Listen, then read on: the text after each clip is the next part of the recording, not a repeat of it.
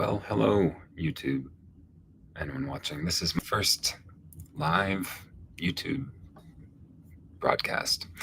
So, apologies in advance if it seems like I have no idea what I'm doing, because that's probably the case.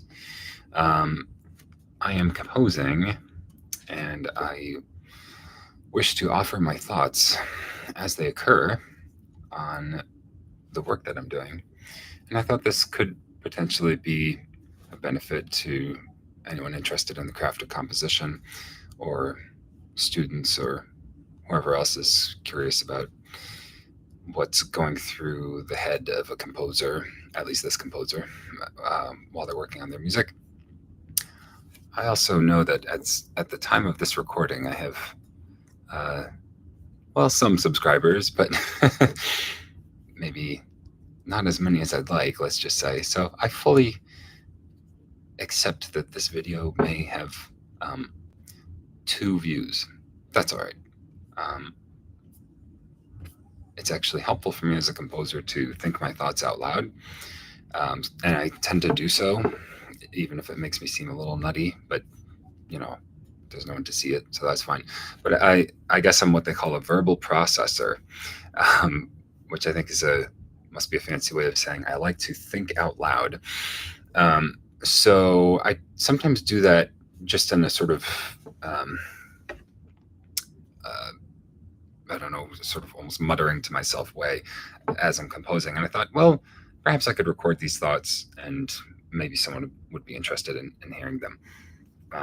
So with that, I will speak as articulately as I can of my thoughts as I'm composing, and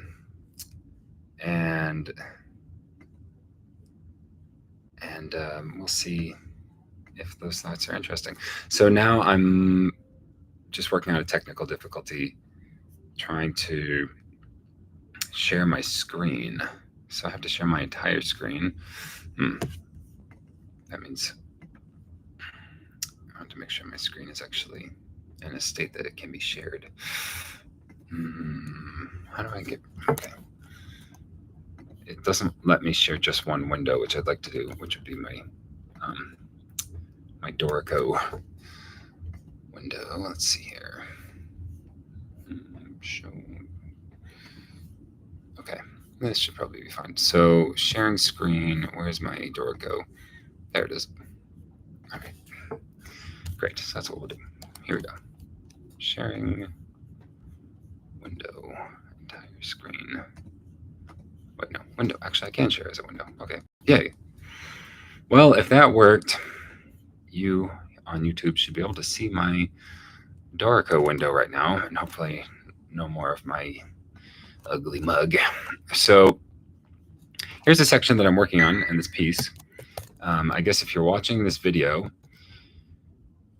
and I haven't yet recorded this piece, then you're getting to see a piece in advance, as it were, sort of letting the cat out of the bag before this piece is actually gone in the can, so to speak. But that'll be fine. I have a little bit of a superstition about that. I have, as long as I can remember being a composer, I've always thought it was kind of bad luck to show a piece before it's finished. I guess I've never really articulated that out loud. Now that I'm actually doing it, for the internet, it occurs to me. I mean, I had this superstition about, like literally showing my score, my manuscript, my handwritten manuscript. I wouldn't want to show it or talk about it with my friends, my peers. Of course, I kind of had to talk about it with my composition teachers. That's what you do as a composer, as a composition student, with a teacher.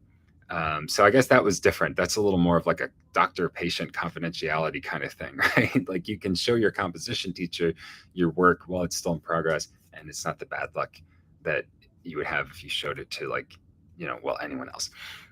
It's an intensely private process, is what I'm trying to say. So this feels a little strange for me to be sharing it with the world. But then again, I do get excited about my music while I'm working on it, as I think any composer must. And sometimes that excitement about the piece means that you really want to share it with people even before it's ready. That might be a whole can of worms with the artistic or creative process in general. I'm sure people have thoughts about that. Like I'm sure there are creators much smarter than me who say you should share your music, or your work, your poetry, or whatever it is. Like you should share it while it's in progress, with as many people as possible. And then I can imagine on the other side, people saying exactly the opposite. One poet that I admire very much, Rainer Maria Rilke, if memory serves, I hope I'm not misrepresenting him here, but I believe in a letter somewhere, it might be in one of the letters to a young poet, I believe he says that one ought not to share their work while it's um, in an unfinished state, and that one has to kind of see the work through all the way to completion before, like putting it into the world. I believe Rilke said that, but I might be wrong. Um, I've also lately been reading Madeleine L'Engle's wonderful, wonderful book, Walking on Water, which discusses the creative process from a faith-based standpoint.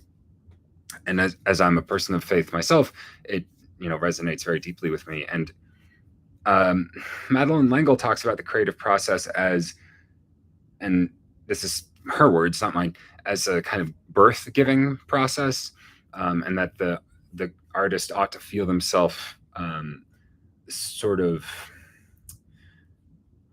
like nurturing the piece, as it were, through its, again, sorry for the language, but through its like gestation period, and then kind of bring it into the world, as a sort of birth giving act, I suppose. And I'm trying to represent her language as accurately as I can. I hope I'm not mangling it too much. Of course, as a man, I can't speak to the basis of the analogy, but I believe I understand the implication of it for me as an artist.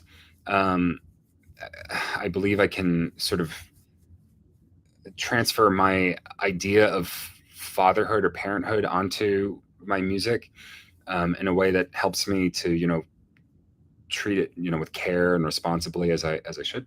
But anyways, that's all that is to say, really, just that I'm sharing this piece before it's finished, because I'm thinking about the piece a lot, and I'm working through some, I think, kind of thorny compositional issues.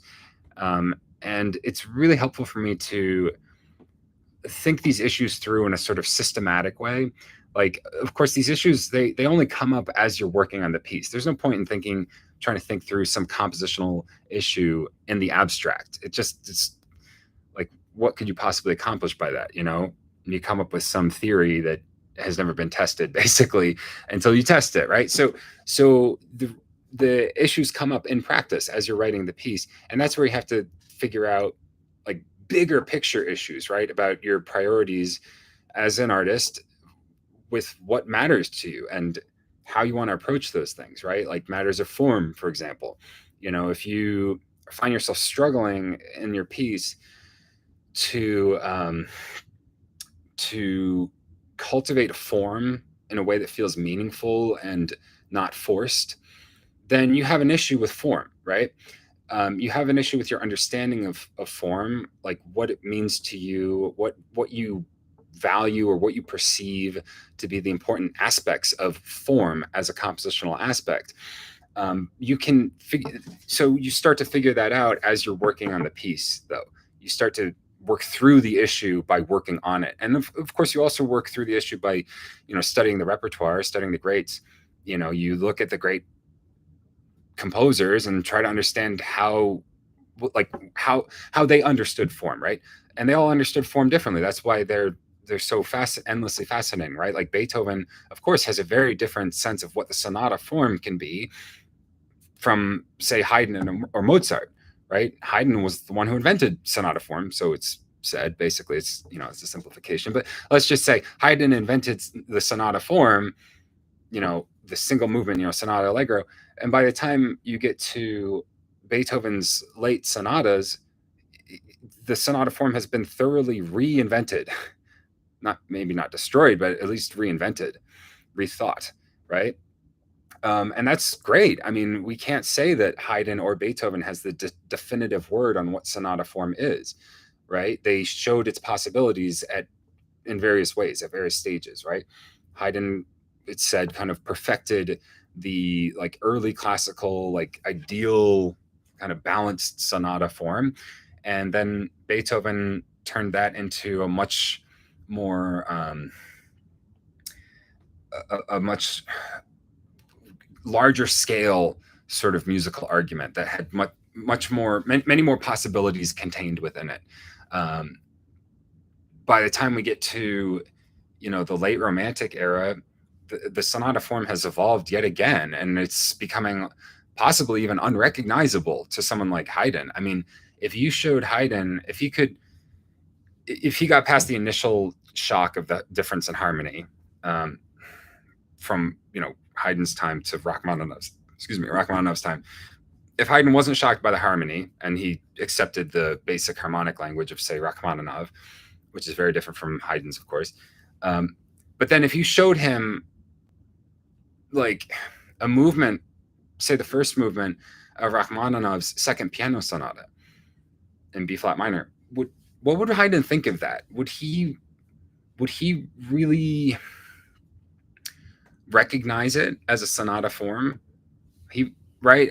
So anyways, all this is to say, not that any one composer has figured out this issue like as the final answer, but it's that we get different answers depending on which composer we look at, right? So if you're struggling to write, say you want to, you're going to write a sonata, you've decided that this piece is called piano sonata, right? And you're trying to figure out, well, what kind of form do I want to write, right? Like I said, this is a sonata, so I have to interact with the sonata form in some way, unless I just want to use the word and kind of drop all of the considerations of form, which also is not unheard of. I mean, you think of like Stravinsky with symphonies of wind instruments, right? Which is a 7-minute work, which is not really very much like a symphony. It's not his symphony number one. He called it symphonies of wind instruments. So clearly he was having some fun with what this word symphony can mean, right? And we can do the same thing with sonata. We have Antheil's piano sonatas, which don't really look like piano sonatas to me, right? John Cage sonatas and interludes, right? Like, are those really sonatas like in any recognizable way as far as the form is concerned with the sonata allegro form? Probably not at all, right? But he's having a different take on the word sonata, right? I believe for John Cage, the word sonata in that sense probably meant something like sound, like a sonata as in sounding, sonorous, a thing that sounds, right? So he's kind of saying, sonata means sounding. So here's pieces that, well, all they do is sound. Okay, cool. Okay, so you're writing your piano sonata. You're like, well, what kind of sonata do I want to write? There's no way to pick that in advance and then think that you've solved the problem of figuring it out. Don't get me wrong, you can pick a form and write into it and do so successfully. Like you can say, I'm going to use a early classical mold, and I'm going to write a very concise sonata movement. And if you do that successfully, then your quest for meaning in this way has been successful, has been meaningful, right? You found what sonata form can mean to you. But that's the thing, it's not over, because you could then, as your very next piece, write a sonata more along the lines of John Cage, and a piece that doesn't have any sort of sonata form in the classical sense, but uses the word sonata to mean something completely different. And then that could also be a successful piece for you. And basically you could do that for every different conception of the word sonata that you could think of, right? So in a sense, you've never really answered the question like once and for all. But that's the point. That's why we work through these ideas in music, because even if the answer can never be the one final answer, it's a fascinating answer in its own right. And we're always hungry for these new answers to these perpetual problems. That's why we love music so much. It's a riddle that can never be solved. It's a puzzle that can never be completed. But the process of finding answers to the riddles and finding puzzle pieces for this infinite puzzle, that in itself is incredibly meaningful and enjoyable, pleasurable. So anyways, that's a long philosophical preamble to this challenge that I'm facing right now in this piece. And as it turns out, the challenge does have to do with form. But I won't try to explicate the form of the piece too much right now. I'll just jump into where I was at, and I'll perhaps talk about what's happening at this point in the piece as I work on it. So here we are. We're towards the end of the piece. Oh, I should also add that this is the 17th draft. What does it say? Flow 17. So this is the 17th draft of this piece. In previous drafts, like I think draft 15, I have a completed and where is it? This is draft 15, and here's oh wait, no, this one doesn't have the completed ending. Hold on, I have to look at the one that says first finish. Here it is. Draft 12. Draft 12 is the first one where I had the ending in place with a double bar. Boom. As I played this draft, and I had titled it First Finished Version, this is the one where I finally got to the double bar. As I played this draft, I realized I was not at all satisfied with the ending, and I was going to have to rewrite it. Didn't feel like a proper ending to me. I felt sloppy and rushed, and I felt like I needed to take the piece in a different direction anyway. So several drafts later, here we are at the current draft. And I don't have the double bar yet because I'm actually rewriting the ending.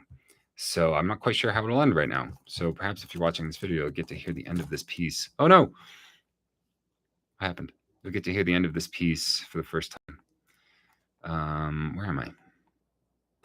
Am I still sharing my screen? I have no idea how this YouTube thing works. Okay, here we are. Let's play. I hope the sound comes through okay on my laptop speakers or laptop microphone. Oh, I know why that's happening because I'm pressing Control H, which is a keyboard shortcut in Dorico, but it's actually controlling YouTube. So I'm going to change that shortcut. It's for view page height. This is a command that I use so frequently that it needs a keyboard shortcut. So Apple H seems to hide the window for YouTube, so that's why I keep bouncing back to YouTube. I'm not sure if it's still sharing my screen when I do that, so I'm going to remove this key command and make something else. Height. Let's see. How about Shift Command H? Does that? No. Oh, it's already height signpost. Shoot. Option Command H. Mirror. Oh, did that? Okay, there we go. Option Command H. This is. Oh, event edit nudge. I've never used that command before, but I don't want to overwrite it. Control Command H. Does this work? Oh, thank goodness. All right, so Control Command H is going to give me page height. Ta-da. Where were we? All right, end of the piece.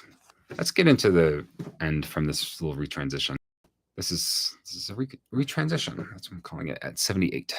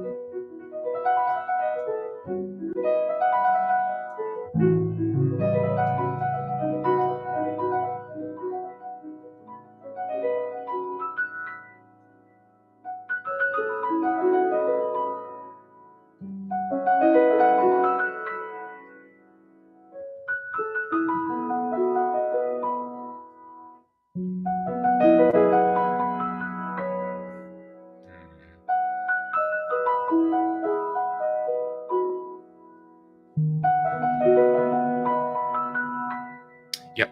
So here we are. A few changes. First of all, it's not going to go to the C chord right there. That's premature. It needs to have a little bit longer of a resolution. This measure is what I'm calling a resolution. How do I move this chord? Shoot, this is going to be a pain no matter how I do it. Okay. Wait, let's copy this. Now I have to insert a new measure. Let's make it 4. Ta-da. Paste in. All right, there we go. Oh, I wanted to add a note here. No, not that note. This note. Also going to be a espressivo moment. Do you like how I did that hairpin? Isn't that a nice looking hairpin? Follows the line. Oh, I love it when that happens. So pretty. All right. Oh, why is that position weird? Whatever. It's because I copied it from before. Oh, okay. So this is going to resolve, and it's going to stay resolved for at least 2 bars before I introduce the shadow chord again. That's how I think of this chord. It's the dark shadow chord. So here we have the light, the resolution, but then the shadow creeps back in. But we need more light. We need more of the resolution before the shadow comes back. So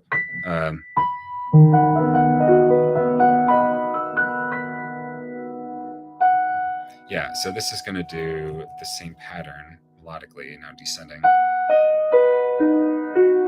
Like that, give it the clef change. And maybe also, I don't like this. I don't. That's way too low for. Is that too low for treble clef? It is. That's really a pain to read in treble clef. But what about this? Can I just have just that one note in bass clef? Oh, that's also awkward looking. There's no non-awkward way to do this. To do this clef change. I hate having to do clef changes. Composers, especially any young composer who's watching this, who's interested in whatever advice I might have about composing, here's some advice. Please try to do clef changes as little as you possibly can. They are incredibly disruptive to the visual flow of the piece. Like, if this weren't such a pain in the butt to read in bass clef, I would gladly keep this note in bass clef so that you can see the contour of the line, right? Here, this can all be in treble clef. Great. So you see the contour of the line. Here, however, this measure, I have to break up this arpeggio somehow, because this D sharp is way too low for treble clef, and this D sharp is way too high for bass clef. But no matter where I put the clef, it's going to mess up the flow of the line. It's going to look weird one way or another. So you just have to decide where to put it so it's the least disruptive. Like here, this is horribly disruptive because look at this distance. And in the hand, that distance is only a fifth, but on the staff, it's whatever that distance would be, an octave and a third, 2 octaves and a third. You see what I mean? You have to all right, how about here? It's going to happen no matter what. You can break the beam to try to minimize it like that, but it still looks wonky. I hate doing this. This is the hardest part of the job. Oh, frick. I just cannot figure out a good place to put that clef.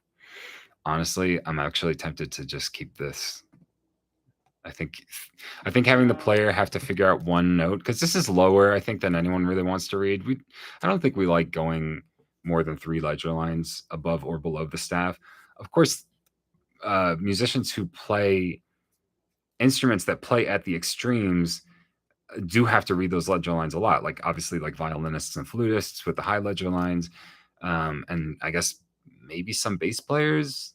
So they usually use octavating bass clefs, right? So I don't know. Do bass players have to read a ton of ledger, like tuba players? Maybe, I don't know. I don't know how that works if they use Ava B a lot or something. But my point is, having to figure out one note that has an annoying number of ledger lines, I think, is a worthy sacrifice to maintaining the integrity of the entire line. Okay. That was a long rant about why I don't like doing clef changes, and that's how we're going to keep it. All treble clef. So where was I? The resolution. Oh, I was on the wrong clef there. Holy crap. It's this one.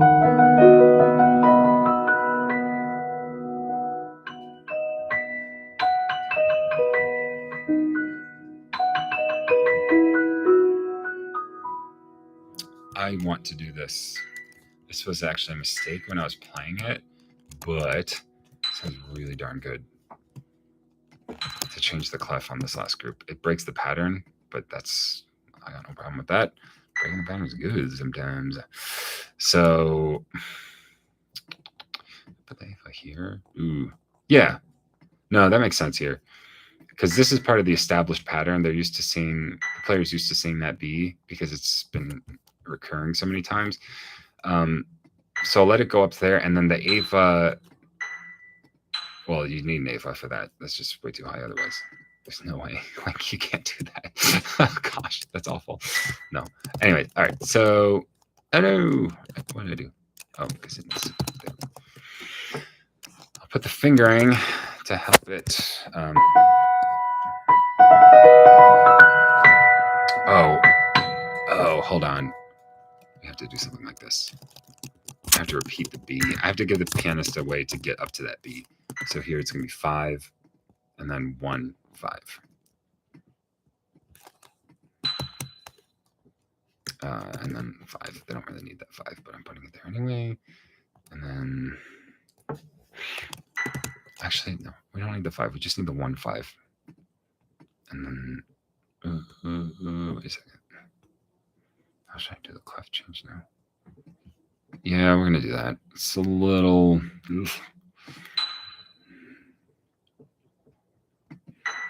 Oh, that's a little funky. I don't know about it now. Also, the Ava is really awkward with the way it has to hang so high. Can I maybe get rid of the accent? Do they need the 5? They probably don't. Gotta get the Ava lower at any cost. And then look, the slur is just like, wow, what am I doing? Oh, I hate using Avas. Oh, damn it. There's no way to make this look good. I could have this. Okay. This is probably putting the cart before the horse, but let me just see if I can fix this slur. It just looks so awkward otherwise. And the 8 ball, then the 8 has to go up again. Oh, it's just like no good way to do this. And I really wish Dorico would let these Ava lines not curve, but slant. But then again, that's probably an egregious violation of notational principles to have the Ava line slanting. Oh, then it's got this huge hook. Oh, this is horrible. I've just made it worse and worse. Okay. Let's put the Ava back. I guess the slur, they can't intersect. You just cannot have collisions. That's one thing that I will never allow. I'll bend the rules in all kinds of ways, but collisions, no way. No way, Jose. I do not have things going through other things. Whatever. All right, here we are. Get my page height back. What was the command? There it is. All right, so we're at the end of the piece here. And here's the dilemma that I've been facing. Do I end the piece with the resolution, or do I end the piece with the shadow? Basic question. It's like, it's what I would imagine a script writer's question or a novel writer's question to be, as they're writing a novel of a story of characters struggling against each other, good versus evil. I would imagine that many authors or writers struggle with this question of who wins in the end, right? Like, you have to think, like, not every story of good versus evil in fiction has a clear-cut, like, winner. It could have gone either way. You see what I mean? Like, well, it's hard to imagine in Lord of the Rings, for example, that Sauron would have prevailed. It seems so contrary to Tolkien's entire like worldview and message in those works. So I wouldn't dare to suggest that Tolkien played with the idea of ending the Lord of the Rings with like a tragic, kind of apocalypse of this evil ruler, like being the victor. But if memory serves, Tolkien does have some interesting letters. I don't think this is. Yeah, I think this is in his letters somewhere where he talks about the idea of what would have happened if like Gandalf had gotten the ring, and had taken the ring and used it, or also if Lady Galadriel had taken the ring and used it. I'm not. I don't think he was considering using these ideas in his story, but I think he just sort of speculates on them, like after the fact, as it were. And he has some has some pretty fascinating ideas about how the story would have developed if, say, like Lady Galadriel had taken the ring from Frodo at Lothlorien and kept it for herself, because then the story would have been, in a sense, that the good guys win through terrible, like, uh, use of force, basically. Um, the good guys become the sort of conquering victors of Middle Earth, and then, of course, Lady Galadriel becomes a terrible, evil despot herself, right? Kind of like becomes yet just another Sauron, like a second Sauron, an elfin, a fallen elf that's now like ruling with, uh, impunity, and slowly kind of becomes evil and all that kind of stuff. Like, that's what would have happened, I think, if I'm not completely misrepresenting this. He does say something to the effect of, like, he might be talking about Gandalf here, that if he had taken the ring and used it, he would have become an even worse force for Middle Earth than Sauron was. Pretty shocking idea, but not impossible, right? So, anyways, when you're writing when you're writing a musical composition, I think you're dealing with those same questions. I mean, I think about music that I write in that way. It's telling a story, and I see the stories that I tell in my music much as like the great fantasy and literature stories that I love, that I've always loved. Like I mentioned, Lord of the Rings, um, or mythology. These stories that are like so captivating and enchanting. They deal with like the same um, themes, I guess. There's not that many themes in all of human stories. Like, there's there's a handful, basically, of the same themes that we keep cycling through, and yet somehow they're endlessly fascinating, and the stories themselves are endlessly enchanting. So I mean, if we have a poverty of ideas of what what kind of stories we can tell as humans, and I do believe we do, if you want to call it that, have a very, very, very limited repertoire of stories available to us. They all take the same basic few kind of shapes or forms, really. Um, and yet you would never really guess that. You would never think that from the results of our literature and poetry and music, which is, as a race, just like endlessly overflowing with originality and creativity and innovation and invention and beauty and light and everything else. Like, we're dealing with, as a species, we're dealing with the same basic questions and problems that we always have been, and probably always will, and yet we seem to find no end of ways of addressing those problems that are ever fresh. So I think of my music in that way, in the sense that the story that I'm trying to tell in a piece such as this is not really an original story, because I don't really believe in that concept in the first place. Um, it's the same old story. This one happens to be dealing with darkness and light, um, and kind of a struggle, I suppose, between them. So I get back to the point, this question of, so how does this story end? Who prevails?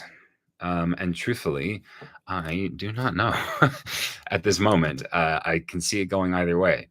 Now, this is where I can hear one of my teachers in my head, a teacher who taught me so much about everything I'm saying right now. I mean, if it wasn't for him, I don't know if I would think about music in the terms that I'm articulating right now. As far as its power to tell a story, um, not even its power, it's sort of inevitable charge of being a storytelling vessel. Whether the creator wants it or not, every musical composition is telling some kind of story. I'll assert that, and I know that's an arguable assertion, but I'll assert it. All music tells some kind of story, even if the creator doesn't necessarily intend it. So I'm thinking of what this teacher would say, who kind of helped turn my thinking onto this way of thinking, he would probably say something to the effect of, don't choose, don't decide. Decide not to decide. Don't come up with some idea and then try to execute it. That's an error. It's a tactical error, which is so contrary to our normal way of thinking. The world. I mean, if you're planning a military operation or if you're planning your career, you generally are thinking of, creating a plan of some kind and executing it. We generally believe that that is the correct way to conduct one's life and one's affairs in life, is to have some idea, some plan, some strategy, and then to strive to realize that and to make it manifest. And we are generally discouraged, at least in the Western culture that I grew up in, we're generally discouraged discouraged from making decisions in impulsive, in the moment, emotion-based ways. We're generally taught that that's irresponsible and imprudent. Okay, well, musical composition is the upside down world. It's the world where everything that works in normal everyday life is a hindrance, and everything that hinders you in normal everyday life is a benefit. So one of those things is the idea that you need to plan everything, right? And that you need to have some preconceived or premeditated notion of what's going to happen and how you're going to make that happen and how you're going to realize and manifest your will in the world and all this stuff, right?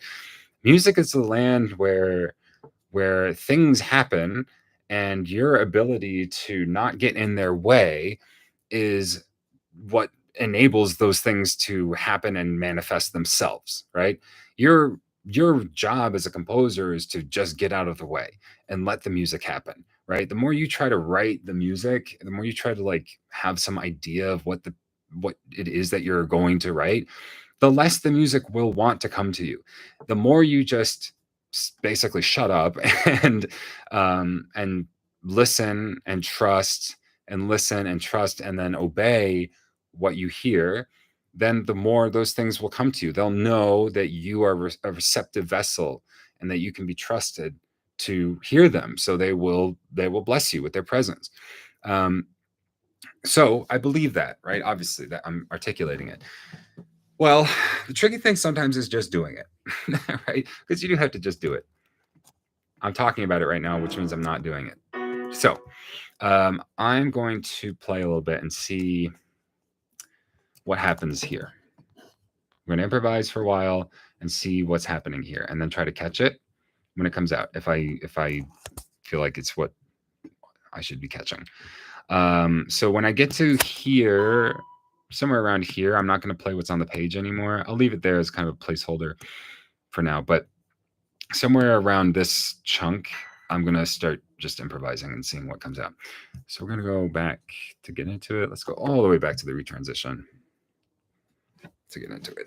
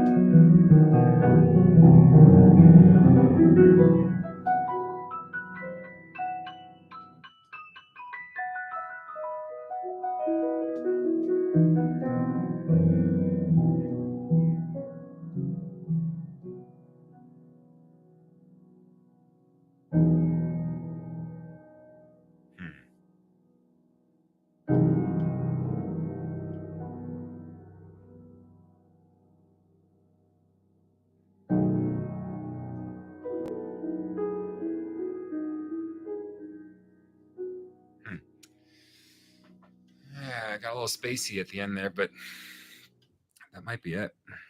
Might be it. Let's go back. Let's go back to here.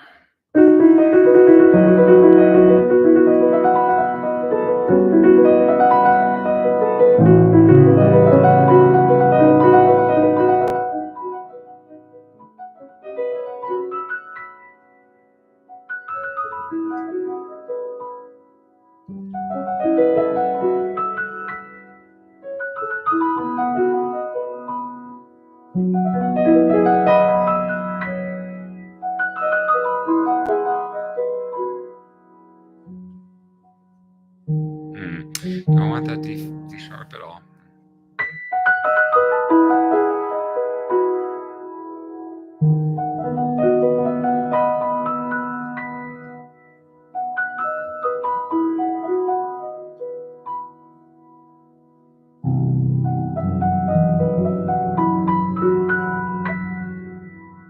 Yes. What did I just do? Okay, I gotta get this down. Keep this the same. Don't get fancy. The higher register, just do that. And then, where was it? I think it held resolution for one more bar. Did it? Wait.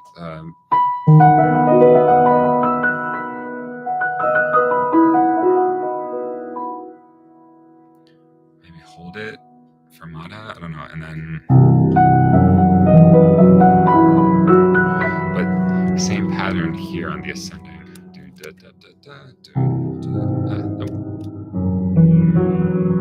Oh, I see. I actually want to lengthen the meter here. I need an extra beat in each measure now. So it's going to go to 3-2 because this pattern ascends for another beat. Like so. That's not quite right though. It shouldn't be 3-2. It should be, wait, no, 6-4. No, 6-3. What the fuck? 6-4. Yes. So something like that. It's a little funky looking. It's not a clear modulation from 4-4 to 6-4 because you kind of have to, well, never mind. I won't get into that. I was going to start talking about the meter feel, but that's not. Wait, we're still repeating the same pattern over and over. So that, wait, am I in the right place now?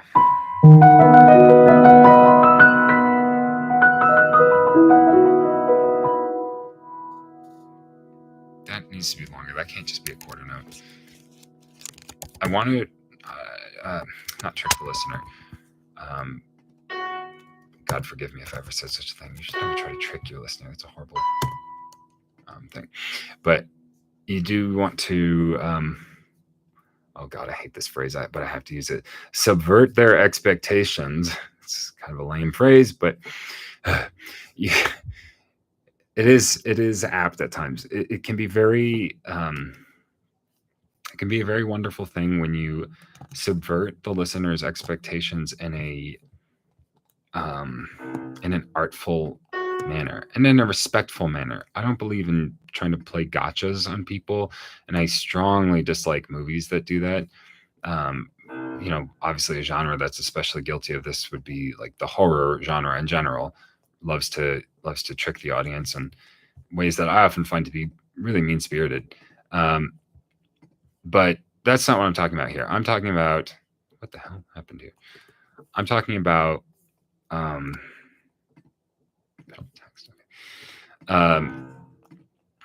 changing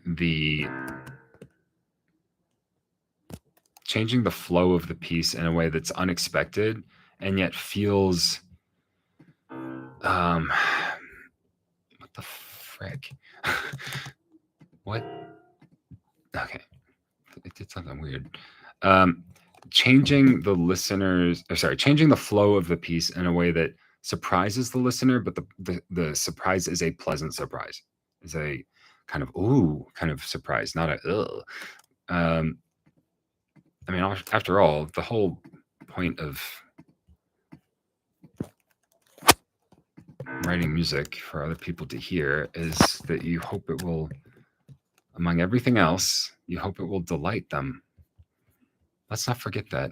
Our goal is never to define the audience. Why do some artists seem to think that that's their objectives, to beat their audience up somehow? Like, you love your audience, don't you? I do. I love anyone who will listen to my music. How could I feel anything but love and appreciation for that? Which, of course, I do. And so, with that love and appreciation, also comes the desire to delight the audience, um, to repay their interest and curiosity about my music with an experience of joy and delight. So I very much always want to do that, of course. So where was I? What's the point of this rant? Oh, that this this moment in the piece, when this low C comes back, which I've been calling the shadow chord, I believe that it will feel surprising to the listener, because I believe the listener will hear these two bars as the end of the piece, basically. It doesn't look that way on the page right now because of all this other junk. But I believe the listener will hear, when they're hearing this for the first time, I think they'll hear this as like, oh, the piece is over. Had a nice resolution, and that's it. Happily ever after. But then the shadow comes back. It's like in Lord of the Rings, to keep talking about Lord of the Rings, when in the novels, they took this out of the movies, but in the novels, when the hobbits get back to the Shire, what do they find? The scouring of the Shire. If you're reading the books, The Lord of the Rings, after having seen the movies, I'll bet anything that the scouring of the Shire chapter is a horrible shock, because in the movies, after Sauron is defeated in Mordor, that's it. That's the end of the struggle. Everything from that point on in the movies is joy and happiness and reconciliation and healing and et cetera, et cetera, et cetera. But that's not the case in the books. In the books, the hobbits, they do all their stuff with Mordor and Gondor and all that stuff, and then they head home. And what do they find when they get home? Oh, Saruman's there with a band of orcs, and they've been sacking the Shire and doing all this horrible stuff. So it's like, holy crap! Like we just got home from this like long epic adventure, and now we have to fight the bad guy again. Like what? That's not fair, man. Like I thought the adventure was over, but no. It turns out they still got some work to do. And I think that's a fascinating way to turn a story, to turn a story around and to kind of restart the wheels of the story when they seemed to be running down, spinning out of momentum, losing their momentum. It's like all of a sudden the author gives, if this wheel, you can imagine like a hamster wheel of the events of the story that's kind of restlessly turning and getting faster and then slower, and then starts to kind of, slow down. It's like the author had a crank and they grabbed it and gave it a whole nother big turn, and now the wheel starts spinning again. And some great stories do that, of course. Okay, I mentioned mythology earlier. Like think of the Odyssey. Think of, when Odysseus finally makes it home. Well, he's not really home in the like yay sense. He's home now, and he has to deal with the suitors, right? He has to put on the disguise and challenge them to the contests and do all this stuff, right? He just had this epic perilous voyage to get home, and as it turns out, when he gets home, the real danger was there all along. The women, the men who are trying to steal his wife, right? That's like the biggest danger of all. Oh no, right? So now he has to like really like use all of his wits and cunning, all that great stuff, right? Okay, so I think a piece should do that too. Like here, it seems like we've made it home and everyone's happy, but then Now, how do I do it artfully and in a way that surprises and delights? Well, that still remains to be seen. But let's see how it sounds now.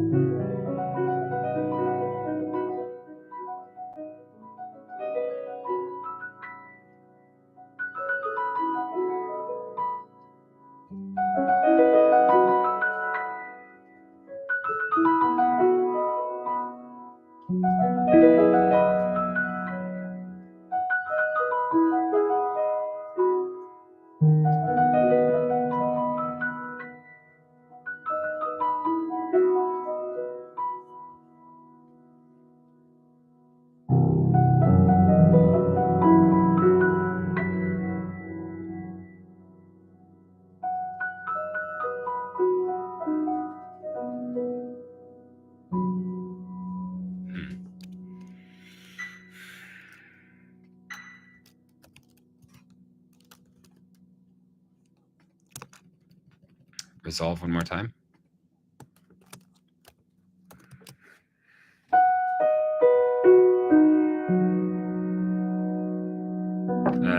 That's cheesy. That's too clear.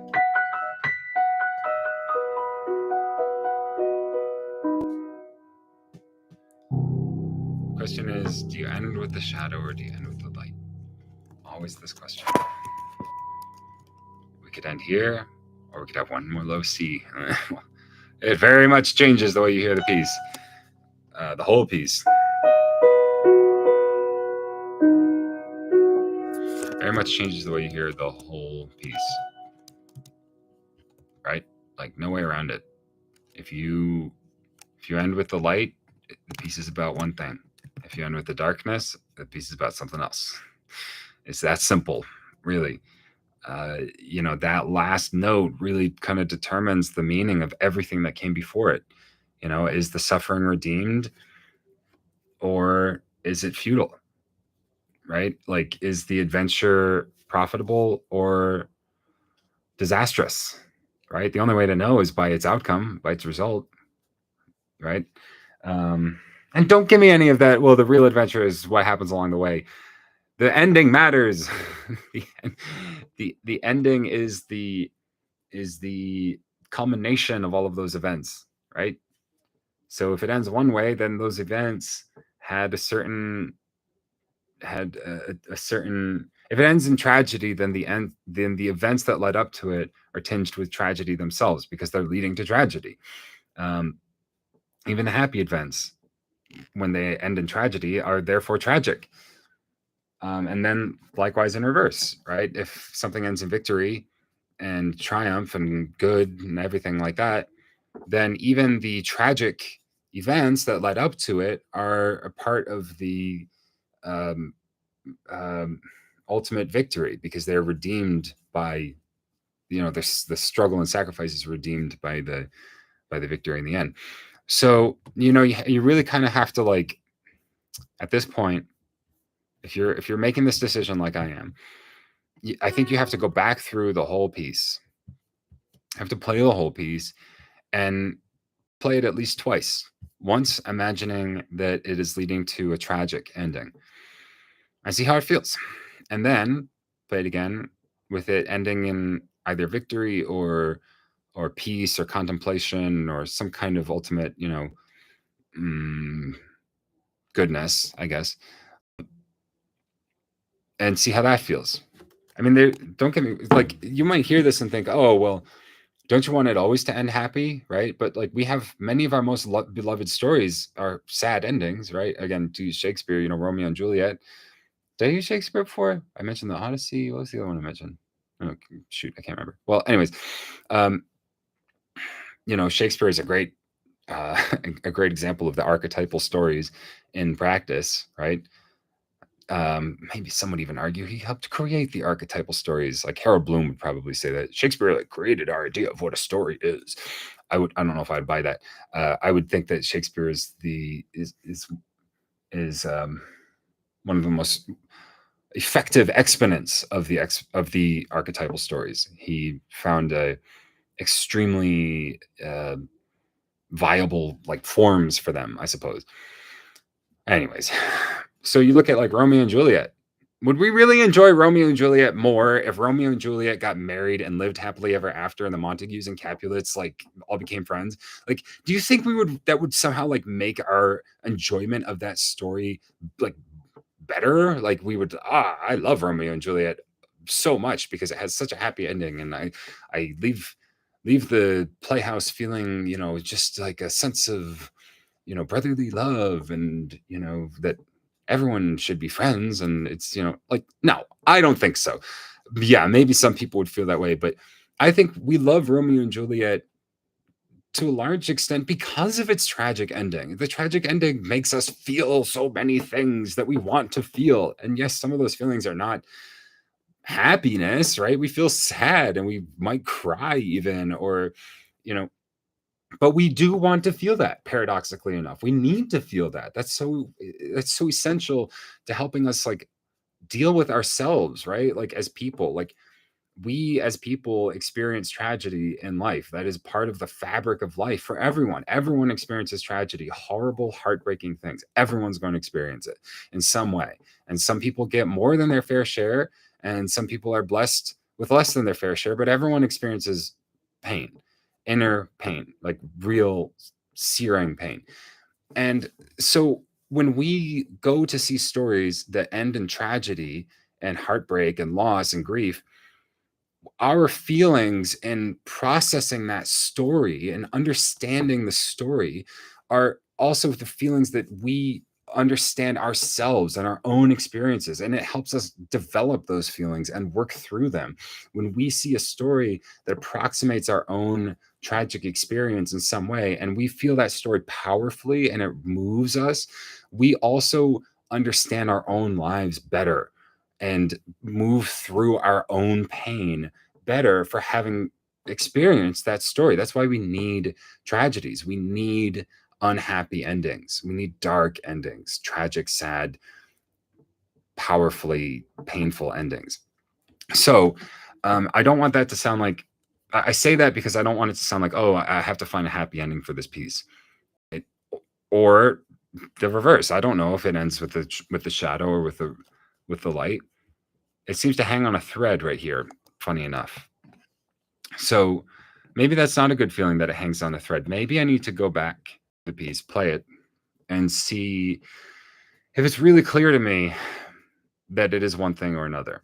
And this apparent indecision at the end here of this oscillation between light and dark, like it's not any indecision at all. That really is inevitably has to be a certain way. And that whichever is seen as the oscillating factor was always going to give way to the, ultimately prevalent one. So let's see how I feel about it now.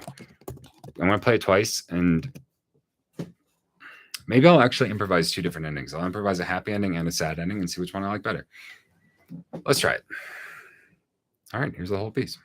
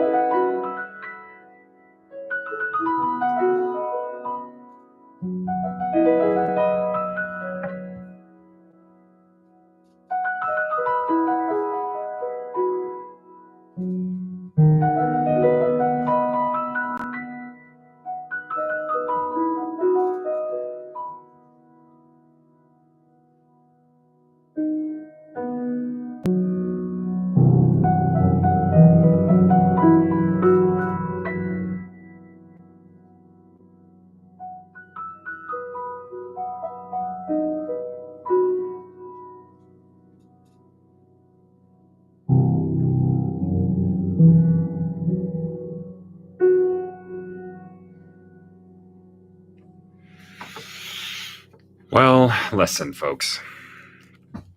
The poem is about a panther trapped in a cage. Okay? The title comes from Rilke's poem, The Panther. And if I dig out the poem right now, which I have in my program notes, but I don't want to dig around on my computer with my screen shared. Can I recite the poem from memory? Yes, but not perfectly. Well, I'm not going to read it right now for this live stream or whatever. Look up Rilke's poem, The Panther, translated by Stephen Mitchell or Edward Snow. Those are my two favorites. But it's a very famous poem and it's been translated many, many times. So in any case, the panther at the end of the poem is still, unfortunately, trapped in the cage.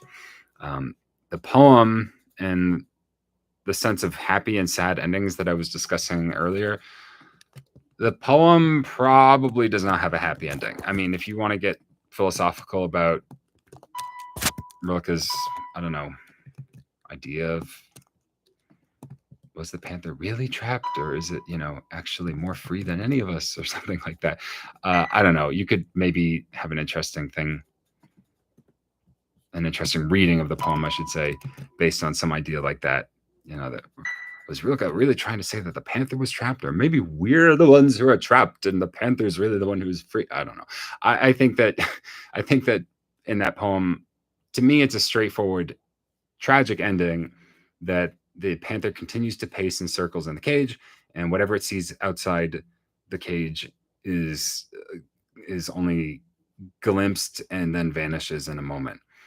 So the panther truly is trapped in this kind of eternal present of imprisonment. That's how I read the poem. It's a very, very bleak poem. It's a very sad poem. Just for the panther in itself, right? We feel empathy for this poor animal that's trapped in this cage.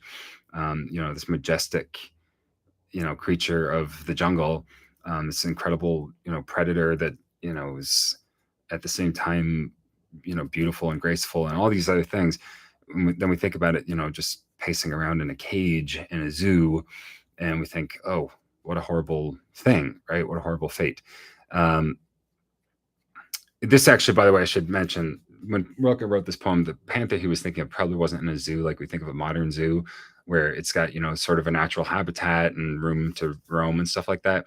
The panther Rilke was thinking of was probably in a cage, like literally just a cage for people to walk up to and look at it, right? So this was not, like, you can make an argument that zoos are very humane in their treatment of animals, which I mean, that's not even really an argument. That's a fact. Like, zoos take great pride in that.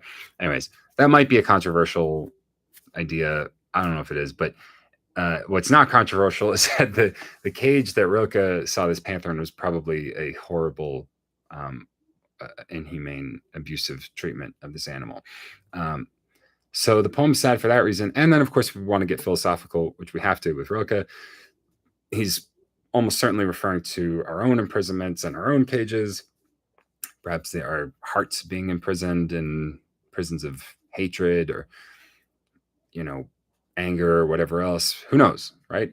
Those are all the readings that I would take of this poem.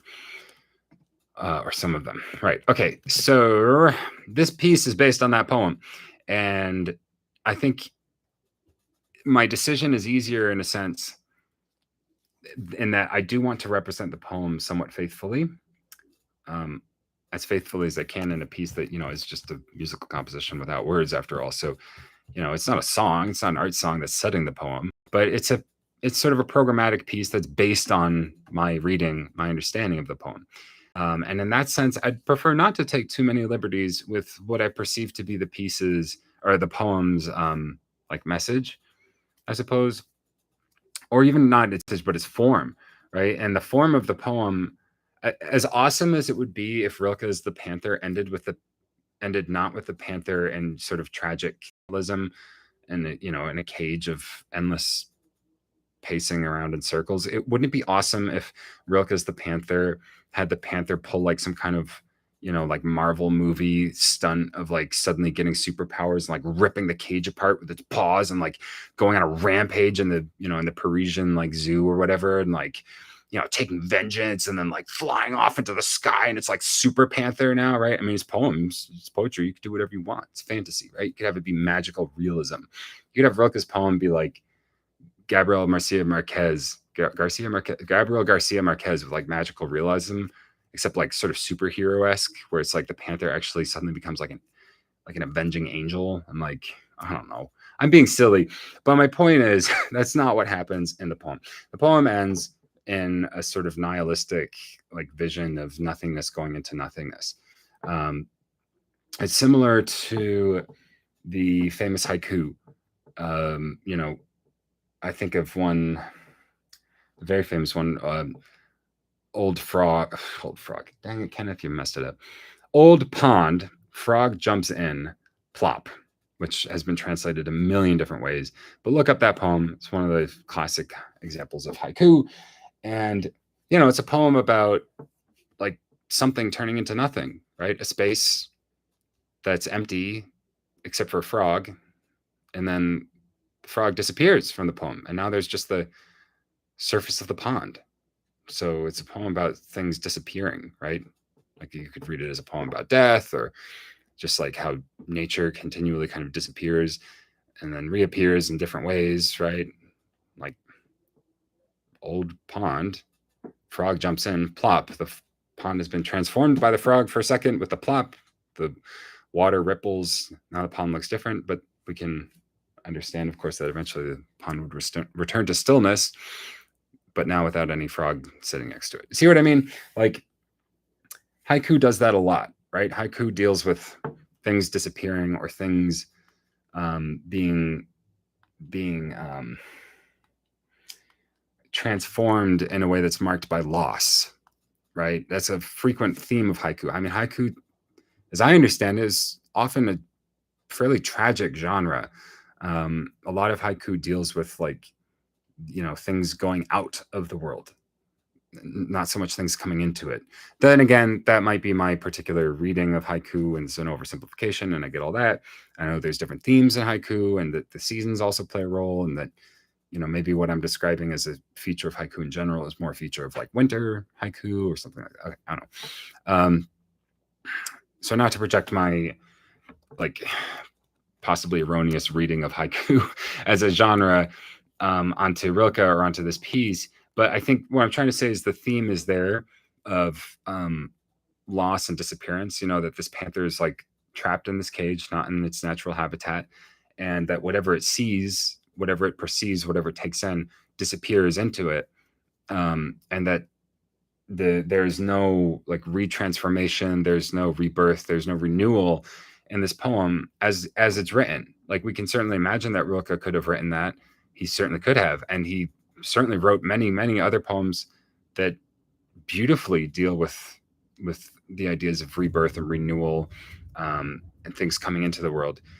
But I happen to think that this poem is just not one of them. I think it's a fundamentally tragic poem. I think that my piece should reflect that. So trim flow. So this could be the ending of the piece. Now it looks a little awkward right now because of the pagination, the layout. I absolutely cannot abide this. And I know I'm going to do a lot more revision. So one way or another, this is going to be a full page. Either I'll lose some measures and it'll be a 7-page piece, or much more likely I'll gain quite a few measures and it'll probably fill out to an 8-page piece.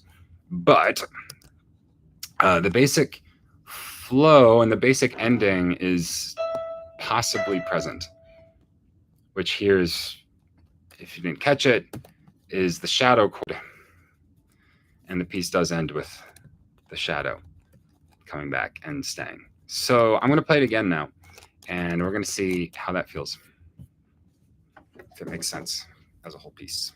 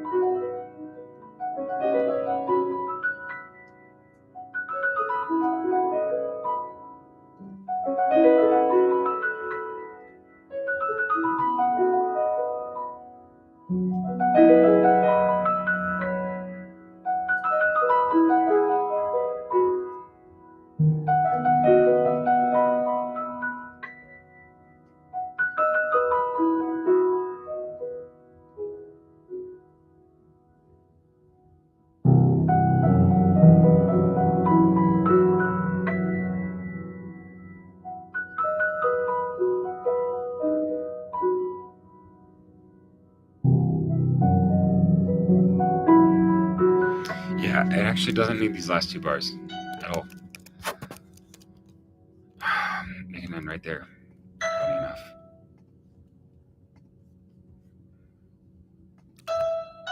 And then that, and then just wanted to add these notes back, the G sharp.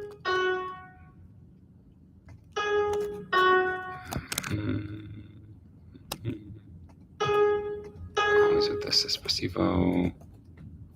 And then same thing here. This is going to be like that.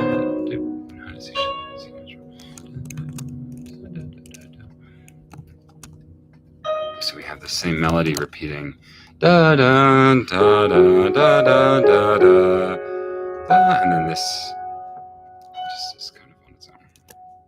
I think that'll do it, folks. This piece might end up being a tight 7 pages, because I don't feel like it has a whole nother page of material wants to appear. I still think there are some revisions to be done. I still think this climax possibly could be longer. Possibly it might be just the right length, or it might be just a little too short. I feel like this kind of like fireworks or this eruption, I feel like it could actually go on just a little bit longer and go a little even wilder. Like I could see this being this kind of like really thorny, chromatic, like sort of Fantasia moment. I mean, it's already kind of thorny and chromatic, but I could see it going a lot further, in which case it would almost certainly be quite a bit longer. However, I don't think that would create a whole another page of material. So somehow I have to figure out what to do with this like system and a half that's hanging out here. A lot of that can be fixed through formatting. Like without changing a note of the piece, I could probably squish it onto pages right now just by shuffling measures around. Like you can see this page, for example, has 5 systems. This page only has 4. So even if I just moved this system, let's just try it right now as a proof of concept. I could possibly squish all of these systems onto one page. So I'm going to move this system up Make into frame. No, make into frame. Now this page is way too crowded, but I could fix that. I could find ways of making up for the vertical space. So we're not going to worry about that right now. Let's just go over here. So yeah, see, just like that, I mean, I can move this to the previous system, and then I'd have to redistribute this system quite a bit, and then still keep redistributing, but eventually I'd find the space for it. And there you have it. That's a tight 7 pages. Obviously, some pages are a little squished. That's stuff that you have to kind of figure out in formatting. But let's just say that's what it is for now. So as it stands right now, the piece is 7 pages. And I would say formally, it's tight. It doesn't feel like there's extra stuff. It doesn't feel like there's fluff in it. I don't feel like I could remove anything from the piece right now without it suffering. So that's a good feeling. That's kind of a principle that we're admonished, at least admonished. I don't know about composers as much, but I read writing literature, and I read about literature, and I read how to write literature, books about writing. I also write, words in addition to music. So I'm always curious about how writers talk about their craft. And one theme that you find over and over through all of kind of the great writers talking about the craft of writing is concision is a virtue.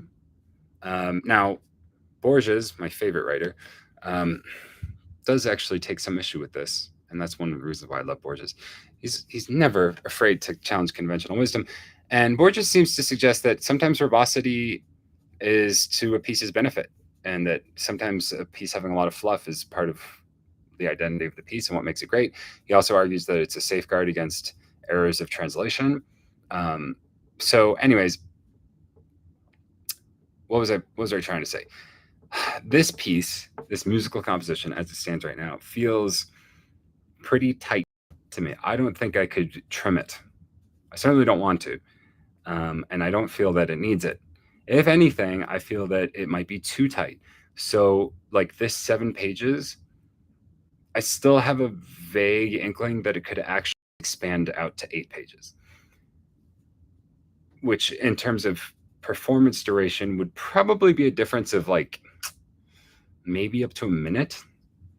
I don't know how long it is right now. I've just played it twice and I didn't time either time. I guess I could find out like looking at the video after it's posted, but that does me no good right now. I could play it again and time it. My internal clock says that the pieces, I'm going to guess right now. Oh, this would be embarrassing if my sense of time is like way off, but I'm guessing it's 6 minutes.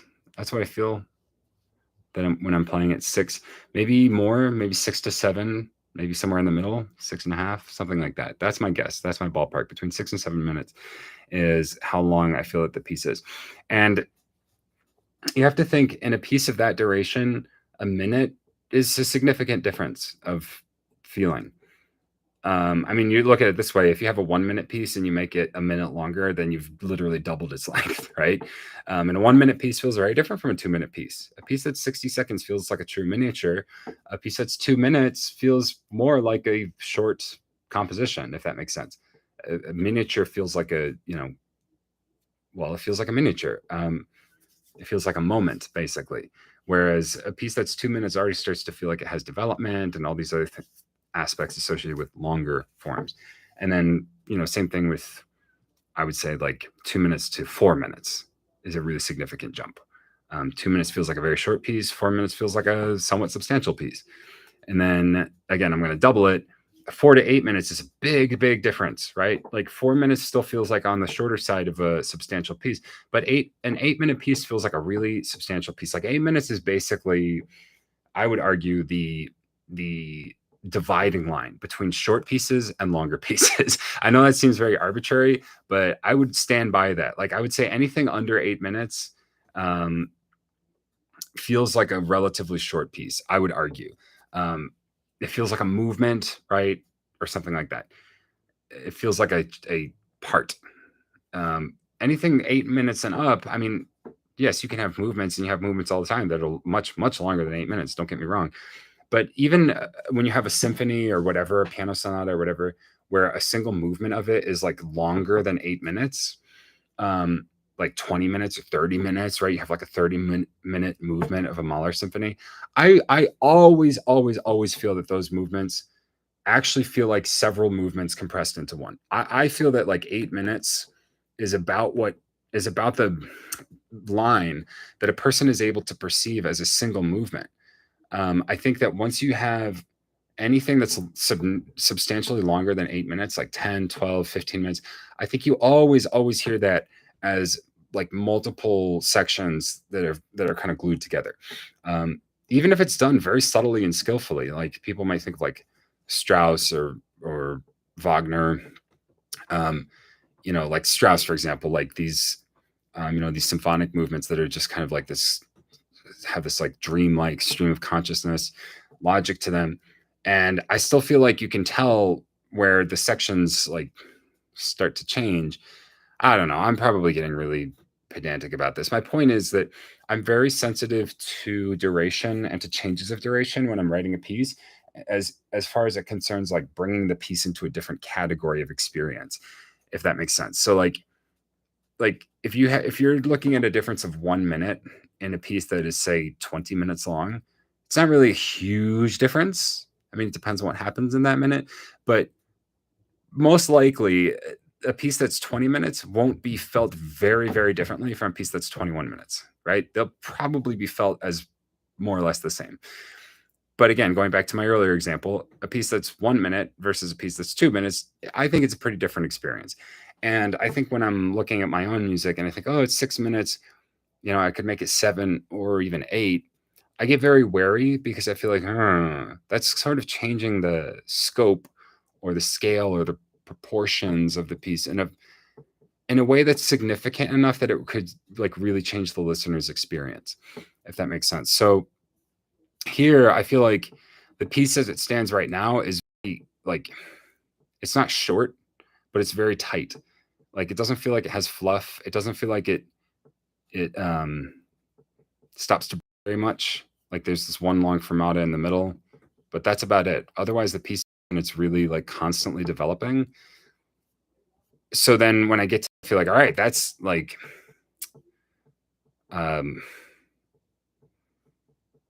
that's it. I don't know how else to put it. Like that's the piece of its argument. It said everything it had to say. It didn't stay longer than necessary, and it just got out. It's done.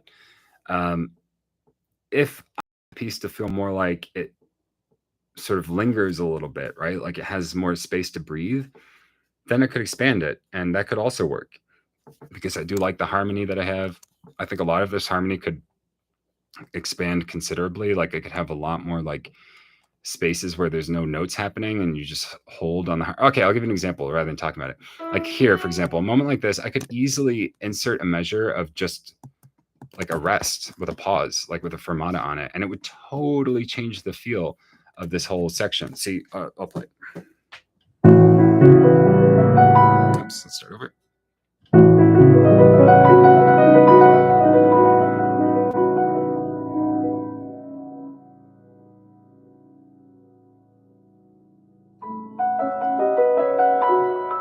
See what I mean? I mean, I do think that's quite beautiful. Actually, I might want to do that.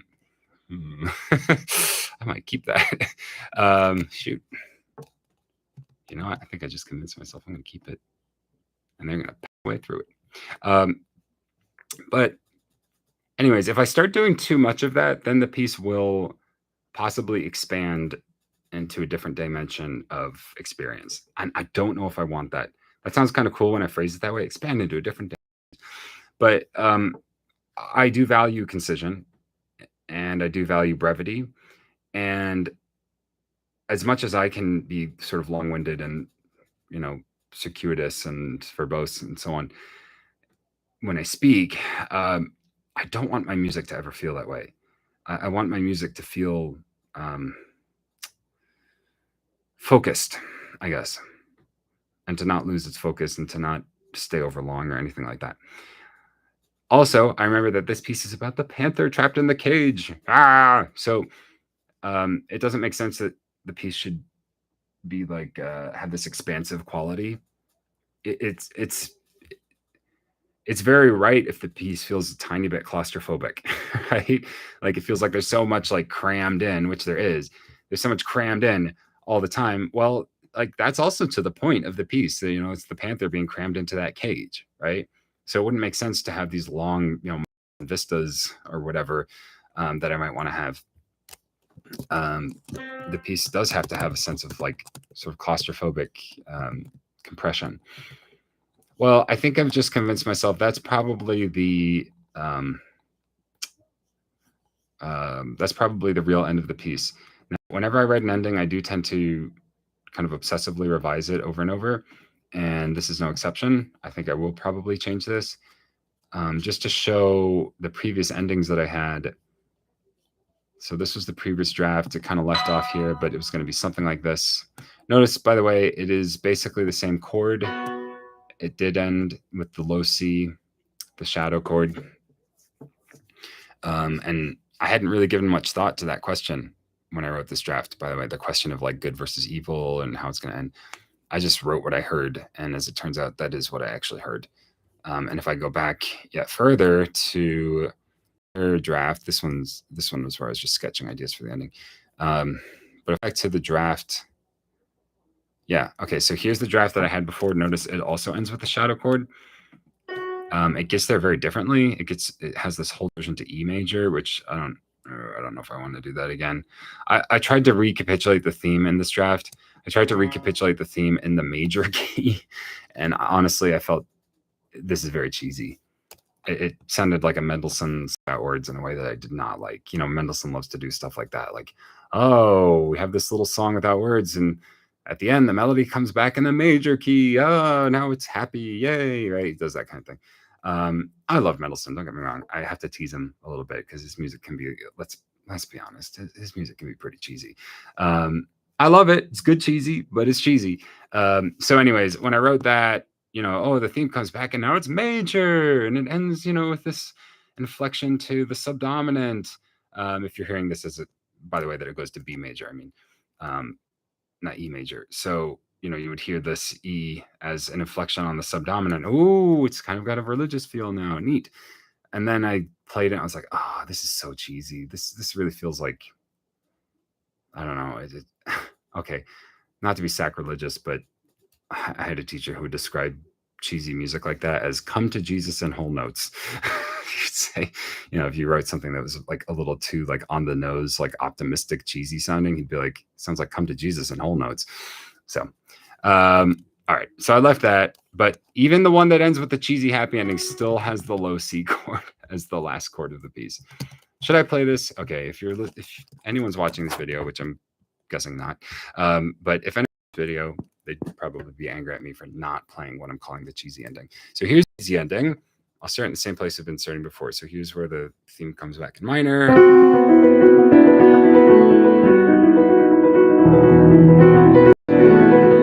Sorry, I started in the middle of it.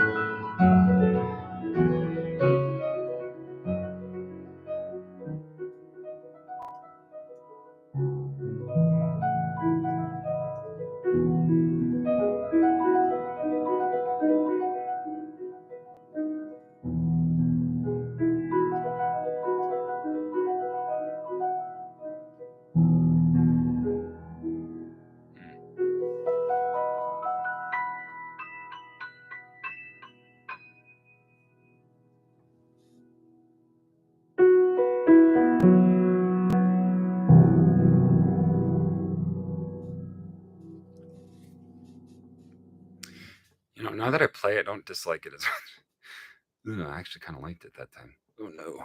See, so this is a problem that I face. Like I rejected this ending because I thought it was a little too I thought it was cheesy. And I thought it felt a little forced. Like I really wanted to prove a point or something. Like, aha, like as Family Guy says about The Godfather, it insists upon itself. Like, who knows what that means? But I almost felt like the piece insists upon itself here, like by having the theme come back in major. I don't know. It just felt like predictable or almost like trite or something. When I play it now, I don't dislike it as much. I think it's actually kind of affecting, kind of moving, almost, dare I say.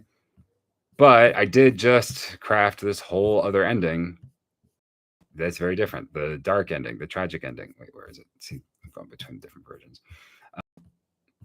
So I crafted this very, very different ending that, is tragic. Then again, it also makes me wonder if these endings are so different after all, because this one that I am calling tragic, it does actually go to the major key. It gets there in a different way. And the voicing and everything is all different. It's still, the funny thing is, I think I'm actually basically writing the same ending over and over, how it appears. Because as I was going back, I was going to show the different endings I've written. We just heard the one that I'm calling the cheesy ending. It does have the theme recapitulate in the major key, but it still basically does the same. It has this sort of major inflection, and then it still ends with the shadow chord. And then I think it was flow 12 that had the first flow. They call Dorico calls things. I won't call it a draft. Yeah, so my draft 12 also does basically the same thing in a different way. It has the theme in minor, then it turns around so that these arpeggios in the right hand are recontextualized in a major key, that they become part of this B major chord. This is all very clunky and inelegant. This was almost like just a draft, like a placeholder of whatever they wanted to do. But anyways, the shadow chord comes back, the major inflection comes back, and it still ends with the shadow chord. So basically, I think I had decided on like the basic shape of this ending from the very first time I wrote it, and all of those questions I was speculating about before were never questioned, because deep down in my gut, I knew what I wanted to do, and I just wasn't really aware of it or sure of it yet. So the real question, which is really just as difficult, is which form of the ending is best? I mean, I like what I've written here, this most recent version. It's tight. It's, I think, relatively subtle. Like, I don't think it overstays the welcome of the melody. You'll notice that the melody only recapitulates once or gets into these arpeggios. So that's where the compression or tightness of the piece comes in. One of the issues that I have with the cheesy ending version is that it's not only that the theme comes back in the major key, which I think is a little bit questionable, but also that that's the second time we hear the theme. So it basically recapitulates the opening section in its entirety, almost. With the difference being that when the theme comes back the second time, now it's major. So it's been altered so that it's in a major tonality. I thought that the alteration of the mode would make the length of the recap feel more tolerable, because hearing variations, that keeps it interesting for longer. But when I played it, when I played the whole piece with this ending, you didn't hear that just now, but if you play the whole piece from the beginning, once you get to the ending and once you get to the melody being heard again, to me, it actually starts to feel overlong at this section. It's not just that the melody being is I don't know, a little questionable, a little dicey. It's also that it's just too long, and it's now the piece starts to feel like it's going on a little too long. So I also felt like I needed to trim the recap, which is why I went about doing this that we have here as the now current revision, because I felt like the melody from the beginning only needs to be heard one time. It doesn't need to be heard twice as before. We can have a compressed, trimmed recapitulation. So that's what happens. You hear the melody once in its original form in the minor key with no octaves, and then it sort of morphs into this final little coda of the arpeggios that ultimately gives way to the shadow chord. That's about as tight as it can be, basically. I don't think I can trim any material out of this. As I'm saying all this, it makes me think that the piece is probably just about, as far as the major like sections and notes and stuff. I'll probably do some more tweaking. I'll probably keep fussing around with the ending. I might even do another draft to really, really like, I don't know, solidify this ending, because I'm still not quite sure about it. What I have to do now to finish this piece is, of course, the layout. Like here, of course, this page is a mess. I have to fix all of this compression, like the collisions and stuff. So that's a task. I notice as I'm playing it that I have a lot of detail in my playing that I haven't recorded yet, as far as like tempo alterations. Like here, for example, I put the tempo 1 back just now, but other things like I need to be really, really diligent in all of the tempo. Oh, like here, this is the spot. Here, this needs to have something like precipitando, because it's not really in tempo, properly speaking here. That would sound really odd. So it needs to be heard as like a sort of almost quasi cadenza. Dang, this page is a mess. Anyways, I'm glad I got that. That's an important marking. Precipitando. And then same thing here. Like, what is the tempo here? Or here, for example, this should be like this, for example, should be a piacere. I don't know if I'm saying a piacere, or ad libitum. I'm going to say a piacere. Let me put it here on the downbeat. This page is really, really messed up. I feel like I need to get rid of a system off this page. Mess up the rest of the formatting. Oh God, let's just. I feel like I need to let this page breathe. It's way too cramped. Oh, Dork, do this. Watch what happens when I get rid of this. New complexity on a budget. Just kidding. That's how to make a new complexity piece. Just have Dorico formatting bugs pile up until you get a system that looks like a new complexity piece. Ta-da! I'm just joking. All right, get rid of this frame break. Let's see if this. Oh, hey, there it is. Actually, that's more like black MIDI than new complexity. Yep, it's only going to get worse from here, folks. This reminds me of the joke in The Simpsons. One of my favorite bits in The Simpsons. Look this up. See if you can find it on YouTube. It's the police chief, Chief Wiggum. This is just like a cutaway gag. In the Quickie Mart, I think, and he's going for one of those hot dogs that's on the like conveyor belt or whatever, and or maybe it's a donut, I forget, but he's like reaching into that like little spinning like tray that they have at gas stations, and his tie gets caught in it, and it starts to suck his entire like body into the machine. So it's like him getting like folded up and like squished into the machine. What he says, I use this all the time, and no one ever knows that I'm referencing this scene. He says, "Oh boy, this is gonna get worse before it gets better." I love that gag. It's so apt because I love that the gag is not just that he's getting sucked into this machine, it's that he's calmly accepting his fate about it, and he's like almost knowingly like, stating that like, he's gonna have to go through this machine. Like, as if it's happened before. Okay. Anyways, so it's very apt in this, because this kind of crap happens all the time in Dorico. I don't know how I've gotten all these systems to pile up on one page. Perfect bug.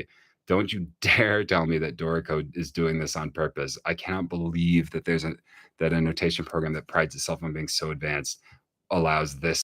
And I don't know why it happened. It's because I started getting rid of my manual system breaks, and then they all got compressed somehow. So this should, the last one is going to be this one up at the top here. This might have been the culprit all along. They've gotten rid of that first. It would have not done this, but here we go. It's going to reflow everything. Ta-da. Yay, we're back out of that nightmare. So, right.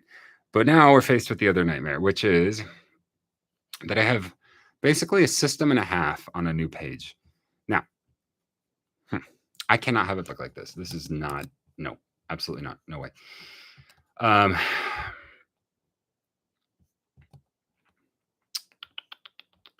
I'm going to have to get these two systems back into the rest of the piece somehow.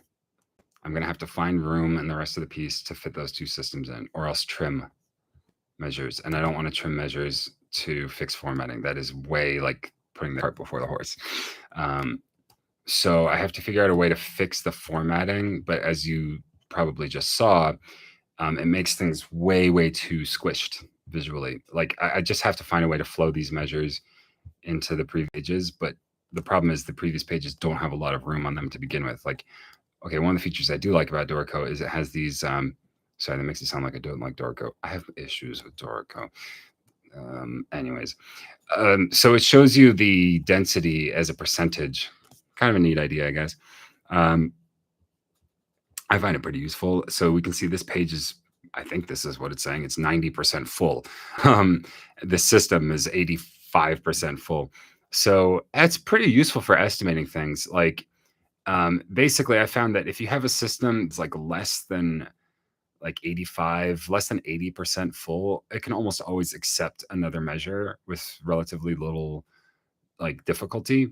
But when it's over 90%, and especially if it's over 95%, it really can't. So this system, let's just call it 95%. If I try to move another measure onto it, it's horribly crowded, and this doesn't work at all. There's no way that this could that's acceptable printing. So I cannot do that. 122, way too much.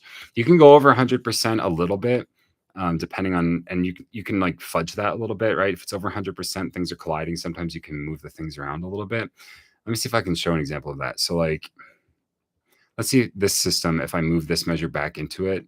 So the 90% system, let's see what it becomes. So it's 120, and yeah, it's too much. Even that one's not that bad though. Like if it's 105 or 110, it's usually okay. Let's find one where I can make it like 105. No, these are all way too much. I don't know if it's worth. Okay, this is look. All right, this system's 77%, so it could probably take this measure easily. Yeah, see 108, and if you look at it, it actually doesn't look that bad at all. Yes, these are a little squished, but it's really not that bad. It's not that bad. 108, maybe that could work. See, but that's the thing. You have to decide that on a system by system basis. You can't just go pushing measures back willy nilly. Like I can't, like if I were to do it that way, like okay, move that measure back, but now I have to move this measure back, and now I have to move this measure back, and it becomes like this conga line, or whatever you want to call it. I don't know what you would call it, like bucket passing line or something, where you just keep passing a measure back, system to system to system, and eventually you'll find a system where it'll fit, but then I still have another 5 or 6 measures to deal with, right? Like I could try to squish this whole system onto the previous page, or I could start passing these measures back one at a time. But either way, you're going to be dealing with like juggling the excess space somewhere. Like you're going to have to find a place for the excess space. So I think you have to try to go about it in a somewhat systematic way.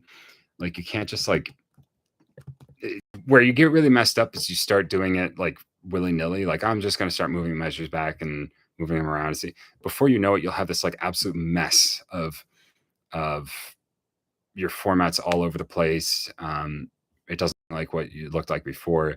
Like this page, for example, in my mind, this page is basically finished. I don't want to see any measures getting pushed back onto this page or moving measures out of it. Page is good to go. I want to keep it. And in fact, I could do like a lock frame or something, but it's fine. For now, I'm just going to say this page is good to go.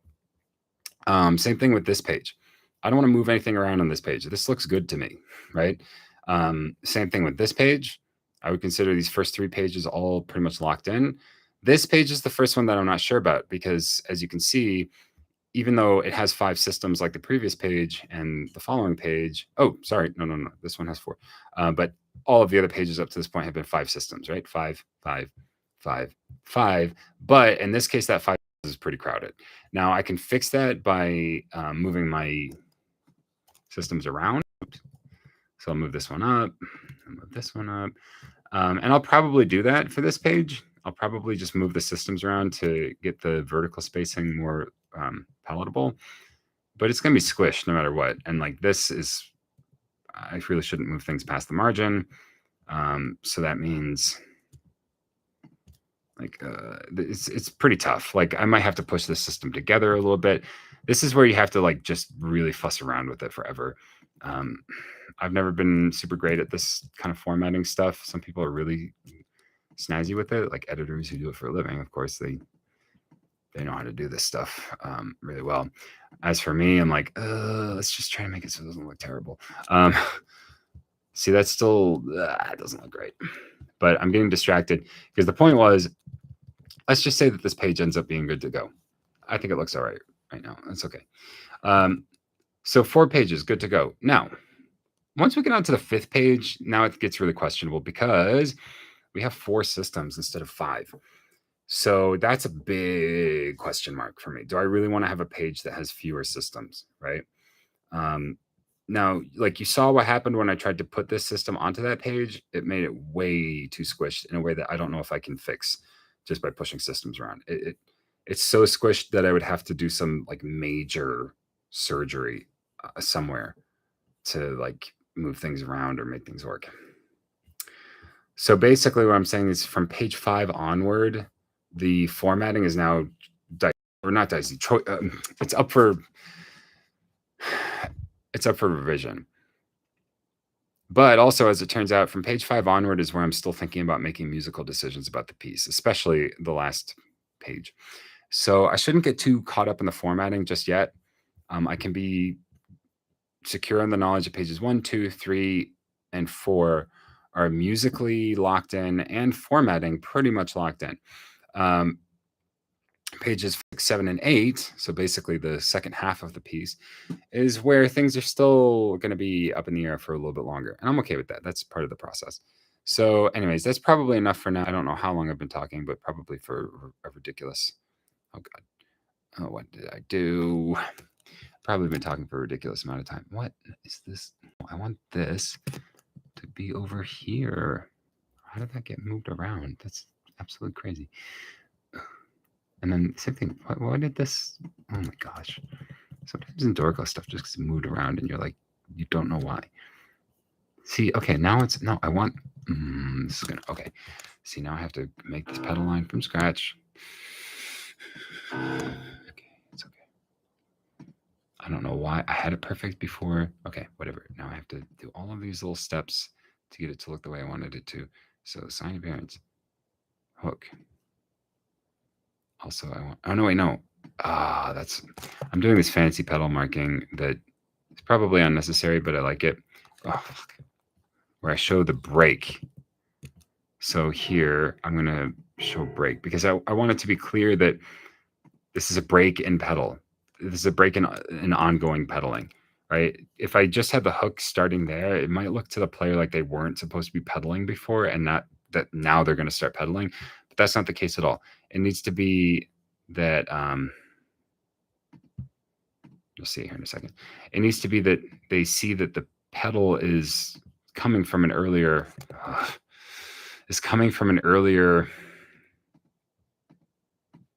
like chain of, oh God. Okay, I can't breathe. I can do this. All right, that's fine. Let's just leave it like that.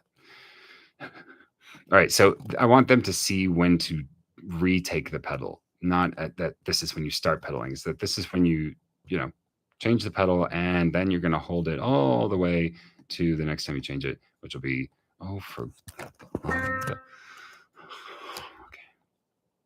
Sorry.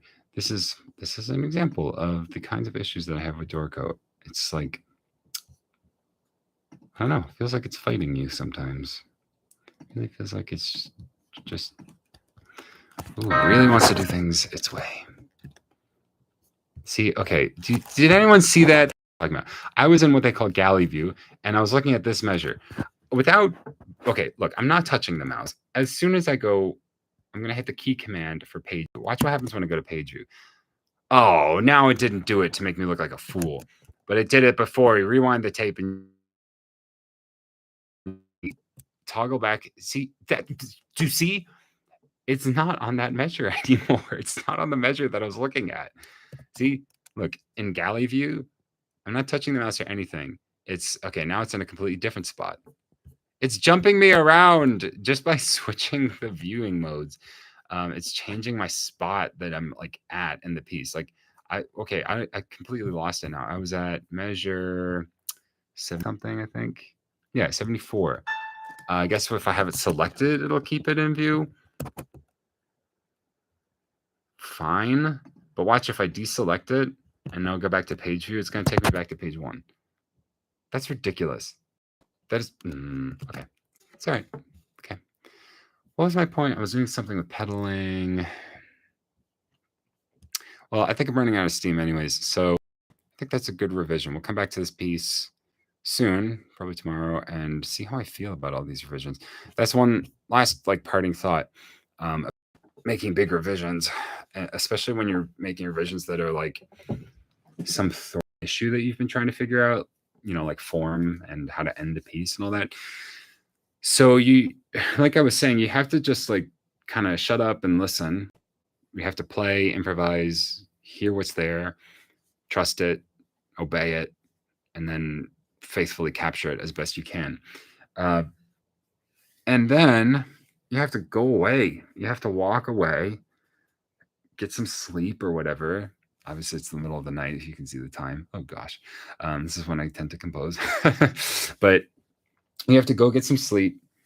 Get a fresh perspective just from a night's rest and a new day, and then come back and play it and listen again and see if it's still, like rings true.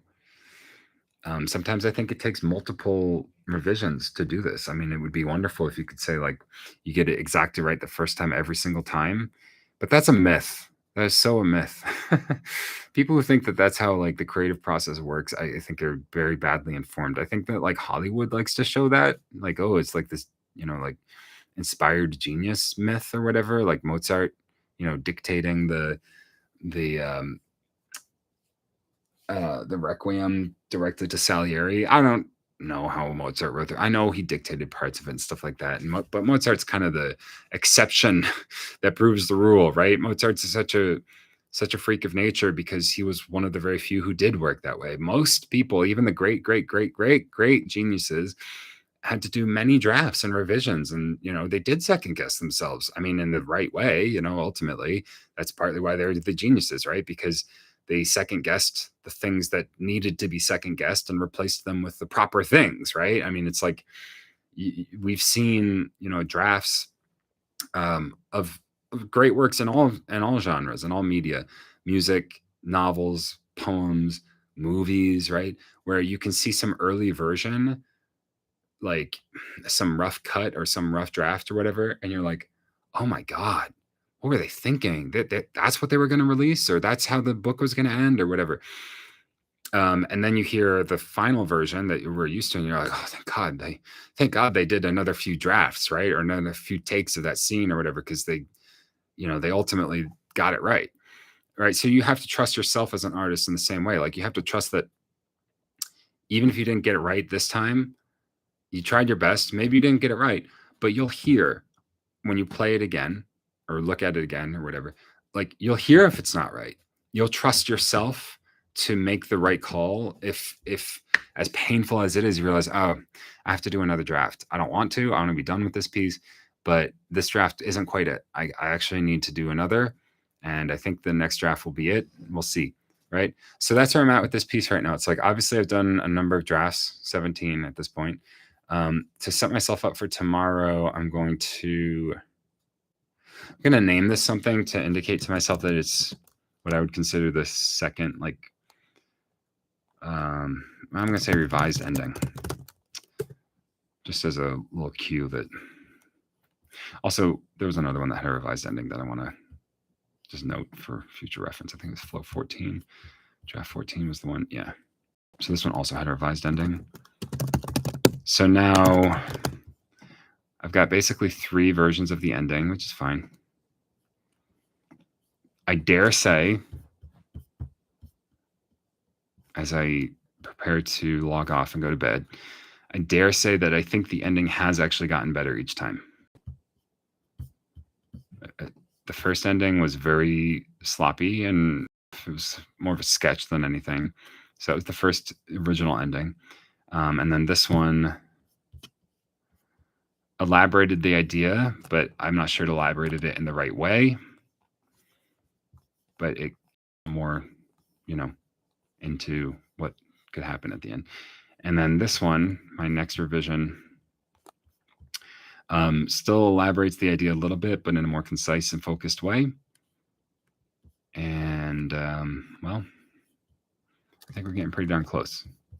If we're not there already, I think we're pretty darn close. So that's my composing session for the night. Let's see how I get off of YouTube now. Here we go. Sharing. Oh, I have a content. Beautifully played. Randomly recommended to this live stream, but I appreciate this kind of channel. I'll be subscribing to the channel. Have a great night. Wow, that's wonderful. I'm amazed someone actually watched this. Well, nice to meet you, sir. Welcome to the channel. Maybe I'll do this again in the future. How do I... Okay, there's a big button, end stream. Oh, this was 2 hours. If you watch this entire 2-hour video, you deserve a trophy or a prize or something, because I'll be amazed if anyone watched this entire thing. I've taught as a classroom teacher and as a private teacher. I guess maybe luckily for my students, I've never had a 2-hour forum or seminar. I've taught in chunks of up to, I think, an hour at the longest with my private students. With classroom, like 45 minutes. And I have found as a teacher, and this is true across any age and any level of interest in the subject, I have found that for one person, for the teacher to be talking for more than 10 minutes is excessively demanding on the person's attention span. I found that's true for students ranging from kindergarten, middle school, high school, college, private students who are highly interested and motivated in this. I just think it's like people just don't want to listen. I don't think it's me. It's not, I don't take it personally. I think people just don't want to listen to one person speaking on a subject for more than 10 minutes at a time without other like supplemental media, like music or whatever, or most importantly, at least for a teacher, to teach effectively, that the students have to be discussing, they have to be vocalizing and articulating these concepts themselves in order for them to stay engaged. And I think that's like a basic kind of like known principle of good teaching. And one thing that I am always cautious of, or tried to be cautious of as a teacher, is to not violate that principle. It's difficult, it takes practice. Like we all know the teachers, and I'm probably one of them, that like just love to just lecture and go like on and on and on about the subject, and I don't know, maybe there's some merit to that too. I guess there's such a thing as, just the long form lecture. But I am of the school of thought that that's probably not the most effective way for people to learn and absorb and really understand. So my point in all this, I guess, is I just talked about my compositional process for now over 2 hours. I'd be pleasantly amazed if anyone actually watched it for the full 2 hours, but I do hope that that if anyone does watch this, do drop comments, questions that I could possibly answer, with whatever insight or experience I might have as a composer, as a musician. Or also, I'm stating concepts that are by nature subjective, like interpretations of my like understanding of these concepts. I mean, I'm stating like personal, like aesthetic preferences and philosophical underpinnings, and probably just about everything that I'm stating is arguable, is debatable. many of these things I would sure like for them to be like universal principles and absolute truths, and in many cases I feel that they are, but you could go down that whole rabbit hole of you know objectivity and subjectivity and stuff like that. But in any case, I will articulate certain preferences as an artist, as a composer, as a musician, certain things that I think music ought to do, that, certain things that I think characterize good music or whatnot. And I would love it if anyone ever watching my stream live or after the fact would articulate the opposing point of view, of course, sincerely, or even in a purely Socratic sense, even if it's sometimes disagreeing on an idea can be a very productive way of understanding that idea better if it's approached in good faith. So I mean, there is such a thing as like the Socratic dialogue as a deliberate tool to understand a concept. So like, I mean, that's why I think in school our teachers have us debate, and they might assign us to a point of view that we certainly don't agree with at all. I've done that as a teacher, as giving that assignment. I know I've received that assignment as a student plenty of times. And the point isn't that you are convinced of the point of view that you're arguing, but that you understand the concept more fully.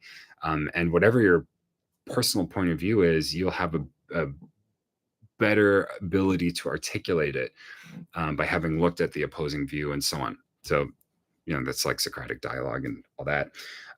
So if there's any concept that it would be profitable to examine from the opposing point of view, then do